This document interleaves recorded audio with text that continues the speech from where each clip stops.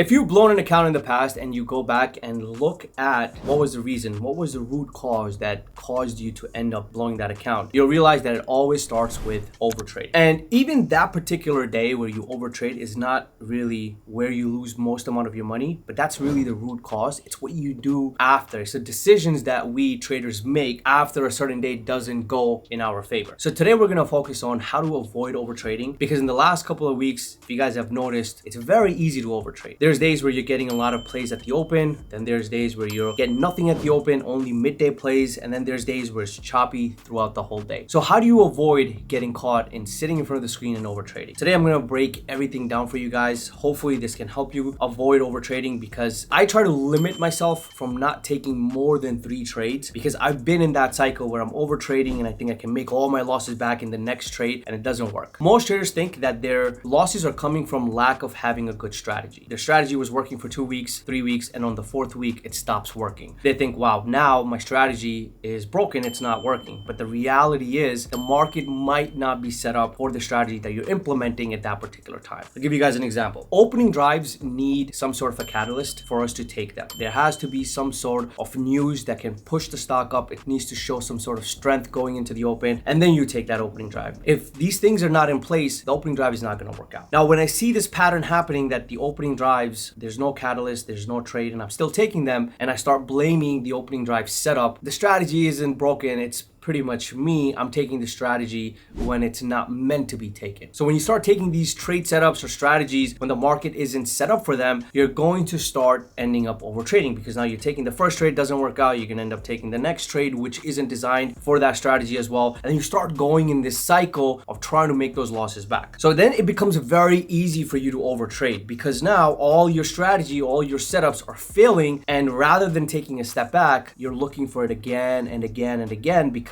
most people are not okay with accepting that they're wrong. And that's how the market is. Sometimes you are going to be wrong and you have to learn to accept it. So when your setup isn't working, it's much better to stop taking that type of setup. So if an opening drive isn't working for you, switch to opening range. If you see the opening range isn't setting up, there's no follow through, which again, something we've been getting a lot recently, don't take it. Stay out of the market. Stay cash. Journal of Behavioral Finance posted that according to their studies, over 71% traders increase the amount of trades they take after having losses. So basically what that means is, let's say you're taking 2 trades on a daily. There comes a day where you have back-to-back losses and you usually end your day after 2 trades. The 3rd trade you take is now out of your normal trading frequency, right? That 3rd trade starts to trigger emotional imbalance in your head, and which causes you now to go down a path where you're going to start taking the 4th trade, 5th trade, 6th trade, sometimes even 7, 8 trades. And I've seen that happening a lot with traders, especially in the recent market, because at this point, emotion replaces logic, right? You're not paying attention to logic anymore. You're letting your emotions take over and say, all right, the next trade, I'm going to hit home run. The next trade is going to work out. But if the last 3 trades or the last 2 trades did not work out, if the market is not giving any clean follow through, what are the odds that the next trade that you're going to take is actually going to work out? And that's the thing that I remind myself when I have 2 back-to-back losing trades, or if 1 trade barely worked out and the 2nd trade I'm red. Then I tell myself, if the market is so choppy, if there's no follow through, if there's a lot of divergence, what are the chances that the next trade I take is gonna work out? Then I sit back, I reevaluate myself, I reevaluate the market, and I look for high probability setups. So in my definition, a high probability setup then is gonna be when price breaks out of the choppy range, we get a pullback of a retest, and then it continues in that direction, is showing us that now the momentum or the direction of the market is shifting, and we might start getting some clean follow throughs. But if it stays within that range, early entries, any strategy that's meant for reversals are taken within that range are all going to fail. So that 2 losing trades that I mentioned to you guys, especially about me, I have a rule in place. Whenever I have 2 losing trades, I take a step back. I usually walk away from my setup, go do something else, because that helps me reset. Because what happens is when you have back-to-back losses, your ultimate goal, emotionally speaking, becomes you have to make your losses back in the next trade. And I've been part of that. Trust me, I've been there. I've had 2 back-to-back losses, 3 back-to-back losses, even 4 back-to-back losses. But that last trade, the 5th, 6th, 4th trade, I'm gonna make it back. I convinced myself market wasn't choppy this whole time, market wasn't clean this whole time, but now it's gonna be clean because I need to make all of those losses back in this single trade. This is the trap that traders end up getting caught in. And again, like I said, I've been part of this. Within the first 2 to 3 years, this is the mistake that would cause me to give back so much of my profits simply because I couldn't accept that the market is not clean. My strategy, my setups are not there. I need to walk away. And during that phase, what used to get me was, well, I've already lost 30%. I've already lost 50%, 70% of my account or my position sizes. So let's just go all in. Doesn't matter. That mentality is what is going to set you up for failure long term, because this trading is not about a short term game. This is more about how long can you last. You want to last in this market for 10, 20, 30 years, obviously, right? You're not here for just to make it end of the week or end of the month. You're here so that you evolve as a trader and you're able to see different type of markets and you're able to tackle them and stay on the profitable side. So what used to happen to me is my mind used to shift from trade the market to recover the pain or recover the loss. And I used to focus heavily on trying to make those losses back rather than trying to focus on my system. And this is pretty much the beginning of that downhill for almost every single trader. And always starts from that single day of overtrading, trying to make those losses back. And now you're just in a cycle until your account gets blown up and you have to wait 2-3 days until you can replenish that account and start again. But one thing that really helped me not overtrade and easier for me to walk away is, one, obviously the market's always going to be there. I have to make sure that I have money in my account, the mental capacity to be able to come back and take those trades whenever that opportunity is there. But if my account doesn't have the money, if mentally I'm completely drained out, I'm not going to be able to take advantage of those opportunities. And then the second thing is, one thing, and I mentioned this earlier, if the market was choppy or not giving you clean trades on the first 2 setups that you took, what are the chances that the next trade is going to work out? Or what is the chance that now the breakout is going to happen or it's going to be a clean reversal, whatever setup you're watching? If the first 2 didn't work out and you see that overall market is not following through, what is the chance that the 3rd or the 4th trade that you're about to take is going to work out? And I know from a fact, because I go over a lot of the members in my community, I go over their trades and I see this pattern. They take 5 trades, 4 trades, right? Those 5 or 4 trades that they're taking above their normal trading frequency, if they had cut those in half, let's say they're down $1,000, they would have been down $300 or $400. Those last 2-3 trades is where hope kicks in, emotions kick in, and you end up overholding those trades where now your red bigger than your usual wins. Then that completely throws your ratio off as well. So this is the pattern that I actually still see in traders. And it's not to say that pro traders out there that you guys see on social media or somebody you follow that they haven't been through this. Trust me, we all have been there. But you have to be able to walk away, especially when the market is not working, because at this point your confidence is already shot. And what I've seen, again, from the stats of looking at other people's trades as well, is that a lot of people's accuracy of finding high probability trades, let's say they have a 80% win rate or 80% rate of finding high accuracy trades, drops to a low 15 to 20%. The 3-4 trades they take above their normal frequency, out of those trades, their win rate is maybe 10%, maybe 20%, right? So it's not a very high win rate because now you're already making so many mistakes. The chances of you making the correct decision is going to be very